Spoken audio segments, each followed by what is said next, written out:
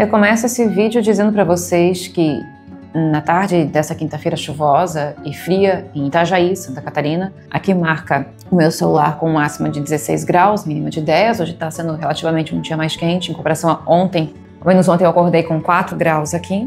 Ainda assim eu tenho muito frio, eu estou com blusas de lã, eu estou numa sala que é o meu estúdio com o ar-condicionado ligado no quente, porque eu sou friorenta mesmo. E ainda eu tenho aqui, ó, o meu cobertor sobre as minhas pernas e eu estou com frio. Se você puder tocar as minhas mãos agora, você vai ver como elas estão geladas. Parece a própria mão da Frozen. Eu estou com frio. Eu tenho muito frio. Sou friorenta mesmo. E mesmo assim, eu estou, apesar desse frio, eu estou confortável, consigo conversar, estou trabalhando, óbvio, eu não estou aqui reclamando, ainda estou fazendo um comparativo. E a menina, e a jovem Juliana, sem blusa, sem roupa adequada para o frio, machucada, com fome, com sede. E o pior de tudo para mim, sozinha. Vamos falar sobre ela.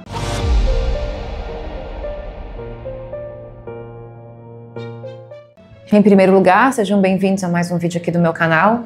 Mais uma vez trazendo essa abordagem, essa temática triste, mas eu tento trazer para vocês perspectivas espirituais, trabalhando mais nessa linha, apesar deste ser meu universo de arte, de vida e de espiritualidade. A gente vai falar sobre Juliana do ponto de vista espiritual, dentro daquilo que eu posso estar trazendo para vocês hoje. Então chega chegando, dá o seu joinha, inscreva-se no canal. Se você gostar desse conteúdo, você curte, você compartilha e você se inscreve. Me siga também nas redes sociais e não deduza o meu conteúdo apenas por um vídeo. Não seja tão limitado assim. Conheça tudo aquilo que eu coloco aqui no canal, tem histórias incríveis. Meu trabalho específico com revelações de vidas passadas, acredito que seja o que de maior eu posso, o que de melhor eu posso estar também contribuindo a todos vocês para quem busca conhecimento espiritual. São muitas histórias sobre como a Juliana foi parar onde ela parou. Lembrando, gente, Juliana Marins, 26 anos, caiu em 21 de junho no Monte Rinjani, Lombok, Indonésia. Foi localizada com vida alguns dias depois, mas ela não resistiu e seu corpo foi resgatado dia 25 de junho. Familiares acusam o resgate indonésio de negligência, apontando atraso, maus equipamentos, má operação, ou em diversas situações acerca do episódio da nossa brasileira Juliana. Tem as teorias de que ela caiu, ficou para trás porque ela quis descansar, e o guia continuou com o grupo. Pode ser que esse guia agora venha a ser responsabilizado pelo abandono. Eu entendo que ele não poderia ter continuado sem Juliana. Nós não estávamos lá, nós não somos testemunhas. A minha visão, ela não alcança isso num primeiro momento.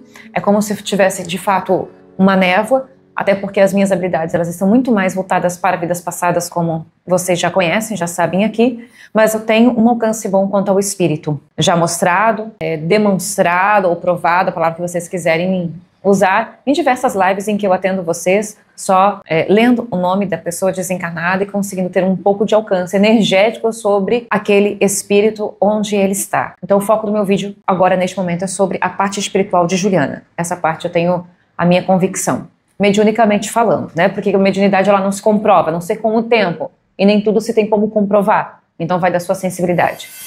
O corpo de Juliana Marins foi levado para Bali, onde ele vai passar pelo processo de autópsia, então vai ser determinado nesse processo as causas de sua morte, exatamente a hora da morte, que na breve apuragem que estou fazendo pela internet, ela caiu, ela estava com vida e depois acabou desencarnando. Claro que vocês têm muitas perguntas, nós estamos num processo de muita indignação, porque, antes de eu entrar na parte espiritual, você me acompanha com calma, por favor. Negligência teve. É revoltante. Aliás, parabéns ao povo brasileiro, aos internautas brasileiros, que em peso foram ali no arroba do governo indonês para fazer seus comentários, seus desabafos e criticar, e acho que tem que ter sim.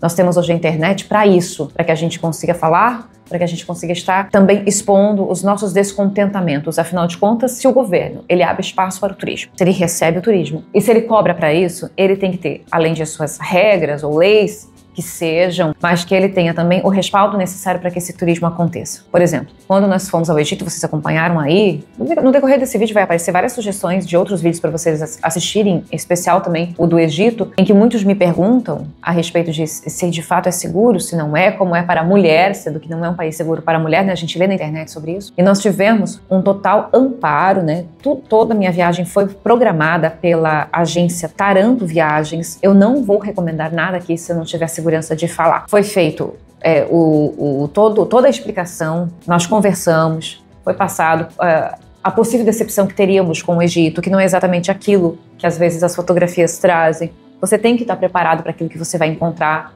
Então nós tivemos todo esse carinho, essa atenção por parte da agência.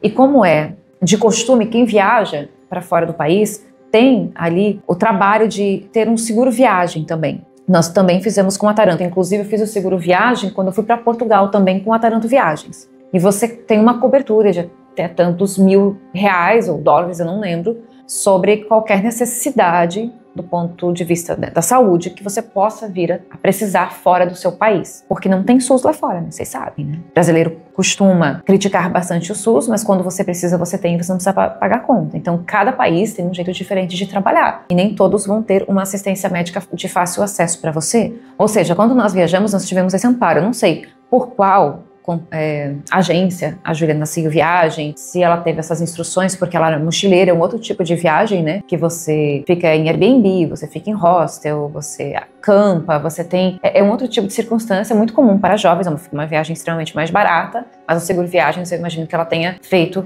com certeza. E eu não sei até que ponto as pessoas são esclarecidas sobre os riscos que você pode correr aqui ou ali, em cada viagem que você faz. Eu não sei como foi, mas ficam essas perguntas. Existe algum tipo de política? Existe, ou o quanto que ela foi avisada? Ela sabia exatamente o risco que ela corria? Ela tinha, sobretudo, força física, condicionamento físico para fazer Ela estava a mais de 3.000 metros do nível do mar, né? Então, assim, você ter uma condição física realmente boa para esse tipo de turismo aventureiro, estava alimentada, estava agasalhada como você precisa ter, porque é sempre muito mais frio, né? Quando você sobe, você tem o ar diferente. Tudo isso precisa ser levado em consideração. Eu acredito que o país ele tenha que ter essa... Tem que ser lei, tem que ser uma regra. Se você abre o espaço, você ganha dinheiro com o turismo, então você precisa deixar claro que tipo de risco você corre aqui, ou que tipo de risco você corre ali. Ou se não tem risco, whatever, mas tem que estar esclarecido. É claro que teve esse descaso já de início, do meu ponto de vista. A não ser que ela foi super instruída para tudo isso, e eu fico me perguntando por que ela estava só de camiseta, era manga curta, né? Por que ela estava assim tão desprevenida? Ou acontece que na hora da queda, será que ela perdeu a sua mochila, alguma coisa assim? Também pode ser, né? Pensando melhor agora. Por que a demora? Ah, não pode ir de helicóptero, as condições climáticas, não tem visibilidade. Tá, e os drones? Temos drones hoje que podem incendiar uma cidade. Não pode levar um cobertor e uma comida para ela? Uma água, um remédio? E a dor física? Esse descaso é por quê? Porque era brasileira? Ou porque era mulher? Esse descaso é porque era uma mochileira, era jovem? Ou porque não era, talvez, filha de nenhum tipo de político ou pessoa importante? Não sei. Se fosse um turista de outra nacionalidade, teria tido mais respeito? Teria tido mais consideração? Se alguma vez eu pensei em ir para a Indonésia, eu risquei isso do meu mapa. Pode ser que se mude de ideia com o tempo, a gente não sabe, né? O que me leva a viajar não são só os países, são as histórias, né? De cada local. Aí tem uma outra teoria. Tem a teoria de que esse vulcão suga pessoas. E quando alguém cai ali, a população entende que é uma oferenda natural. Eu não sei se eu choro ou se eu berro de raiva quando eu escuto esse tipo de coisa. Se existe essa crença de que é uma oferenda natural neste país, a gente vai tudo se reunir e vai lá dar um chupa-passo nessa galera. Porque isso é crendice, crença limitante. A natureza não precisa do ser humano para ser alimentada. Sabemos disso. Sabemos muito bem disso. Isso é ridículo. Ok? Eu não vou levar muito isso em consideração. Eu espero que não seja isso. Porque a indignação ela vai ficar maior ainda. Como oferendas que se fazem hoje em dia. Ainda... Com sangue humano, sim, existe. Com sangue de animais, o que eu já acho patético. Desde quando a espiritualidade precisa de sangue? Ou de vida humana, ou de vida animal, qualquer que ela seja. Parece que nunca ninguém entendeu uma palavra de Jesus Cristo. Isso entristece. Para complementar essa linha de raciocínio, se o vulcão se alimentasse de pessoas e não fosse apenas tipo assim, nossa, um acidente que aconteceu, ele não teria se alimentado do grupo inteiro? Porque olha o tamanho do bicho, né? Eu não sou adepta a crendices, confesso. Eu tenho uma mente bem racional e em muitos momentos eu sou bem cética, porque acho que tem muito deslumbre, muitas explicações que não convencem o meu espírito. Eu vejo a espiritualidade e todas as leis do universo de uma maneira muito inteligente. Mas posso, claro, estar errada. Tá tudo bem também. Mas de todas as teorias existentes, eu ainda fico com o que me parece ser a mais lógica. O ser humano pode evoluir muito, muito em tecnologia, em conhecimentos da área robótica de uma maneira geral, mas não evolui facilmente em empatia. É como se tivesse uma trava imensa, uma incapacidade natural de se colocar no lugar do outro. Quando você pode fazer alguma coisa, mas você não faz porque você não quer. Existem muitos pontos acerca desse tipo de turismo que devem ser melhor ponderados, não diferente da história do balão também, que aconteceu aqui em Santa Catarina, e que já fiz o vídeo sobre este caso e vai aparecer em algum local aqui da tela para vocês poderem assistir, caso não tenham assistido ainda. A verdade é que eu acredito que essas coisas aconteçam, como as guerras, as lutas, os conflitos, eles acontecem porque essas pessoas ainda não encontraram Jesus no coração delas. Quando uso a palavra, o nome Jesus, eu estou falando a tudo que este nome representa para mim. A empatia, a consideração, a compaixão, o respeito ao próximo. Não, essas pessoas não têm. E talvez elas também não saibam que aquilo que você faz volta para você. Mas também ficam as perguntas. Por que é que Juliana passou por isso? Era seu destino? Mesmo que eu saiba essa resposta, será que seria a hora de estar trazendo? Poderia ter sido evitado? Quanto tempo ela ficou viva? Quanto tempo de sofrimento? De todos os sofrimentos naquele momento, qual foi o pior que ela passou? O seu espírito estava acompanhado? Como foi o seu desencarne? É sobre o desencarne que eu vou falar. Eu me concentrei bastante para poder alcançar, para poder visualizar a situação dela e entender. E para vocês eu digo, eu tinha muita esperança que ela fosse resgatada com vida, porque não me parecia ser algo impossível. Eu entendo que é difícil, mas se existia um guia, se existia um grupo fazendo esse tipo de escala, eu entendo que deve existir pessoas especializadas nesse resgate. Ok, não tem drone? Não dá helicóptero? Mas tem alguém que pode ir? Então eu me concentrei bastante. Ainda quando ela estava viva, entendíamos que ela estava aqui, né? E toda vez que eu olhava, né, na minha concentração, olhava para as imagens dela aqui e me imaginava ali com ela, a sensação que eu tenho é que como se eu conseguisse. Eu parto das fotos que existem e vejo que ela está esteve, no caso, né, em um ambiente muito solitário. Era isso que mais me incomodava. Porque, querendo ou não, de carne e osso só estava ela ali. Machucada, frio, fome, sede. É difícil o corpo aguentar isso. O frio mesmo, falei pra vocês, o frio, eu sei que eu não suporto frio. Eu gosto, mas depois de um certo tempo de frio, eu sei de situações que eu já vivi, a mão ela vai ficando roxa, eu não tenho o que fazer. Eu tenho que ficar pulando amarelinha pro corpo ficar quente. Ali ela não se mexia, estava machucada. E percebo que quando ela cai, ela fica, entendo que ela está desacordada, ou não tão consciente no primeiro momento, e de quando em quando ela desperta, porque o tombo e a dor, muitas vezes, causam na gente um certo desmaio. E ali, ela fica nesse ambiente com pouquíssimos movimentos, e com o tempo, conforme ela fica acordada, a fome, a sede e o frio se intensificam. É muito triste ver alguém morrer disso, mas me preocupava a solidão. Então, toda vez que eu fechava meus olhos e via Juliana, eu não a via sozinha. Por isso que eu falei lá no meu Instagram, na caixinha de perguntas que eu abri pra vocês, e via a Juliana com a companhia de alguém de branco bem iluminado. E via essa presença do lado dela, confortando-a. Inclusive, obviamente, ela passou pela dor, pelas dores humanas, físicas, pela dor emocional, porque por mais, como eu disse, por mais que você tenha uma companhia espiritual do seu lado, não é uma companhia física, isso dói na pessoa.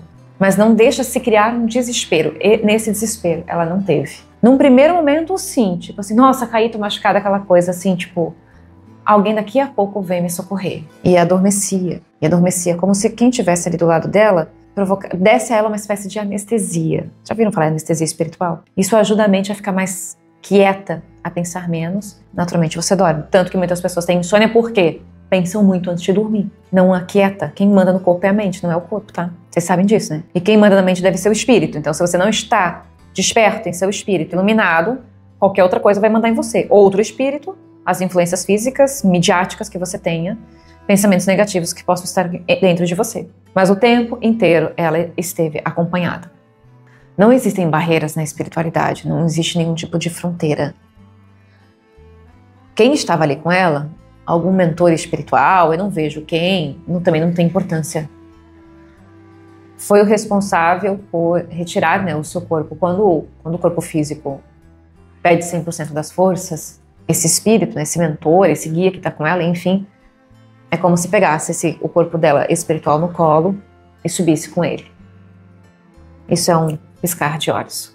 Quando se atravessa essa plataforma, né, da Terra com os espaços espirituais das colônias. Isso, ela pode não ter sido. Deixa eu falar bem isso para vocês entenderem. Ela pode não ter sido socorrida pelos homens, mas Deus não a abandonou em momento nenhum. Ali ela esteve amparada, ela foi levada para um hospital espiritual, ela está consciente do que aconteceu a ela. Isso eu consigo saber. Isso eu consigo ver. Jovem de carne, não exatamente um espírito jovem de vida. Esse é um processo de purificação, eu não sei exatamente por qual razão ela passou por isso. Pode ter respostas em vidas passadas, mas eu não estou fazendo essa leitura. E quando eu falo que a resposta pode estar em vidas passadas, eu quero deixar bem claro uma coisa que as pessoas têm dificuldade de entender quando elas não têm leitura espírita e espiritualista. Abre aspas. Culpando a vítima. Fecha aspas.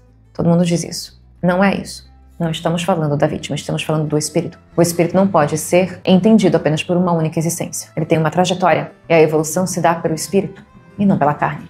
Mas em todo o processo em que acompanhamos Juliana naquela situação, a minha grande preocupação não era só com o corpo físico, era a solidão. E depois que eu tive essa revelação, em que ela estava acompanhada e ela em alguns momentos se sentiu acalentada, eu acho que ela teve ali um momento de encontro espiritual profundo e de fé. Ela não foi para o umbral, porque de repente no desespero, né, na hora do desencarne isso pode acontecer, não. Ela foi amparada desde esse momento, ela foi levada para cima com muito zelo e muita atenção. Mas vocês me desculpem, mas eu não consigo não falar disso sem ter emoção. Eu sempre puxo um pouco para mim. É meio que automático. Eu não fico ruim nem nada, não se preocupem. Quem me acompanha já sabe, né? Mas tem sempre os marinheiros de primeira viagem que chegam aqui no canal e não vão entender muito. Essa sou eu. Então é isso que eu quero dizer para vocês. Vejo que não é um espírito jovem, a carne era jovem, precisou passar por isso. Me parece uma necessidade de encontrar sua própria fé também. Algo assim. É o que eu consigo entender, mas tem muitas respostas por trás disso, tá? Não é só isso. Tem muitas respostas. Volto a dizer, porque faz parte de minha missão poder esclarecer o máximo possível. O desencarne revela muito das necessidades do nosso espírito e também do preparo que nós temos em vida. Sei que não precisa ser assim. Por mais que você tenha, por exemplo, vamos supor, suposição. Juliana precisasse sair, como o pessoal do balão lá também, precisava desencarnar numa situação mais desesperadora, sem acolhimento físico, que é quando você parte na hora de uma situação mais trágica e solitário, sem estar esperando passar por aquilo. Como aconteceu aqui na esquina de casa, semana passada, tem esses patinetes, não sei se na cidade de vocês isso tem também, o negócio parou de funcionar, era um homem de 44 anos, e não usava capacete, então aquilo brecou e ele caiu, bateu a cabeça no meio-fio e morreu na hora. Aqui perto. Eu não estava aqui na cidade no dia que isso aconteceu, eu estava fora. Isso 1h da manhã. Esse tipo de desencarne, ele para mim sempre me preocupa muito, porque o espírito, ele não está preparado. No caso, por exemplo, a Juliana teve uma possibilidade de preparo, ainda que rápido, mas ela teve. O pessoal do balão não teve. Esse cara aqui da esquina também não teve. São as mortes físicas, né, abruptas. E elas causam um susto muito grande e um choque tremendo no espírito. Esse choque, ele faz uma limpeza naquele espírito. É como se fosse um acordar. Sabe quando? Tudo que eu tô falando é uma linguagem espiritual. Não dá para se limitar no entendimento que você tem daquela pessoa nesta vida. É para o espírito. Eu vou tentar explicar de um jeito, tentando fazer um comparativo. Quando uma pessoa ela está muito cega numa determinada ideia, ela cristaliza um determinado caminho, ou quando você, por exemplo, você percebe que fulano de tal vai te fazer mal, aquele teu relacionamento não é legal, aquela amizade não é legal, aquele cara ou aquela mulher que está com você não são legais, vão te fazer mal. Mas a pessoa que está envolvida é como se ela tivesse enfeitiçada. Ela não enxerga nada que não seja aquilo. E a vontade que a gente tem, às vezes, é de pegar aquela pessoa e dizer: ei, acorda! Esse caminho tá errado! A gente não tem essa vontade, às vezes, na vida? As pessoas, em coisas que para nós são óbvias, mas nós não podemos fazer isso. Cada um é responsável por suas escolhas, essa é a verdade. Mas existem responsabilidades alheias daqueles que nos influenciam. Existe sim. Enfim, mas espiritualmente falando, é um choque para o espírito. Para que esse acorda aconteça no espírito. Então, no caso de Juliana, o que eu entendo é que ela não passou exatamente por isso. Por quê? Porque ela teve um pequeno preparo de desencarne. Sofrido na carne, sofrido para ela, mas bom para o espírito, tá? Em termos de choque. Para entender por quê, nem sempre a gente alcança isso, nem com as regressões de memória. Porque as regressões, o que elas trazem? Elas nos trazem a revelação do seu passado. E comparando seu passado com o presente, a gente muitas vezes consegue fazer uma leitura mais profunda de um comportamento que ainda é contínuo daquela outra existência. Por isso que você anda naquele ciclo vicioso, naquele ato contínuo de comportamento, ok? Porque a tua maneira de pensar tem sido a mesma há séculos e há milênios. Então, na verdade, é você que está preso no passado, né? Porque você continua vivendo com o mesmo modus operandi, digamos assim. O choque, muitas vezes, ele vem para cortar isso. São várias interpretações, são várias possíveis leituras, porque cada caso é um caso. É preciso mergulhar muito fundo em tudo isso para a gente entender por quê. É isso que eu posso estar trazendo para vocês. Tudo pode ser evitado. Como? Através da lei de amor e de caridade. Tudo se evita através disso. Não importa o quê, mas se evita. Mas para isso o espírito tem que acordar e querer mudar, de verdade. Deixa eu só fazer uma pausa, porque eu acabo sempre esquecendo nos meus vídeos, mas quero lembrar a todos que dia 19 de julho, um sábado, aqui na Arte em Cena, nós vamos estar ministrando a segunda imersão do Teatro Terapia, em que você vai vir para cá, você passa um fim de semana aqui na cidade de Itajaí, tem a 2 minutos a pé um hotel aqui do lado da escola. Para cá tem 2 hotéis, atravessando essa avenida aqui tem o Ibis e um pouquinho mais para frente, 2 minutos também caminhando a pé é outro hotel. Acho que todos eles são acessíveis. Até quero comentar que esse Graju, que é o mais perto, tem sido mais querido por todos, porque parece que a diária aí para 2 pessoas é acessível, tem um bom café da manhã, você está perto da Beira-Rio, perto de mim, vem para cá, passa a tarde de sábado, inscreva-se nesse workshop, tem poucas vagas ainda, porque são vagas limitadas, em que você vai ser inserido em atividades bem bacanas, teatrais, com finalidades terapêuticas, para você mergulhar bem no seu autoconhecimento e poder tratar-se de outra maneira. Foi muito positiva a primeira imersão que nós fizemos aqui, foi bacana pra caramba, e eu lembro que eu tive um feedback super positivo de todos os integrantes, de coisas que eu tenho um olhar bem profundo, né? E vocês vão poder conhecer a equipe da Arte em Cena, o que ajuda imensamente cada um de vocês. Então, inscreva-se o quanto antes. Minhas lindezas, o foco deste vídeo era trazer para vocês um alento sobre a Juliana. Ela está bem, seu espírito está bem guardado, ela foi amparada por Deus através de sua espiritualidade, ela se encontrou, teve uma aprovação de fé naquele momento. Infelizmente, houve muita falha humana. E eu acho que este é o saldo, a males que vem para bem.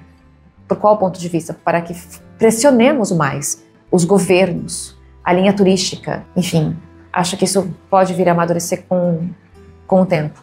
Mas também quero lembrar que sempre quando você for entrar em qualquer ambiente que não é seu, por exemplo, na casa de alguém, até no ambiente público, mas assim, na casa de alguém, no cemitério, numa igreja, num templo, casa espírita, no mar, num rio, na floresta, numa montanha. Quando você vai entrar em um avião, balão, você está saindo da sua zona, do seu chão, da sua zona de domínio, onde quer que seja. Vai fazer um cruzeiro, porta, peça licença. Aliás, você vai tirar a folha de boldo para fazer um chá para você, ou fazer um banho de boldo para você. Peça licença para arrancar aquela planta do pé. Não é seu, não é sua, você não é dono de nada, você só é dono da sua consciência. Aprendam isso. Qualquer lugar que você entre, peça com licença e entre. Qualquer lugar que seja, peça com licença e entre. A natureza recebe você melhor. Mesmo assim, eu acho que existem lugares que o ser humano não deveria ir. Mas isso não vai acabar com a partida e o caso Juliana. Sempre vai haver aquele jovem que quer conhecer. Cara, eu tenho vontade de conhecer essas coisas também, mas eu tenho maior medo. Acabo não indo. Ficou ali por Foz. Os drones podem tirar foto hoje em dia, né? Mas eu entro no mar. Você também deve entrar em rio, floresta. Peça com licença sempre. É o mínimo de respeito que a gente tem que dar para a natureza. Me encerro por aqui. Deixo um beijo enorme para vocês. Fiquem com Deus. Deixem suas perguntas aqui também, nos comentários do vídeo. E a sua opinião sobre o caso da Juliana. Gratidão. Até o próximo vídeo.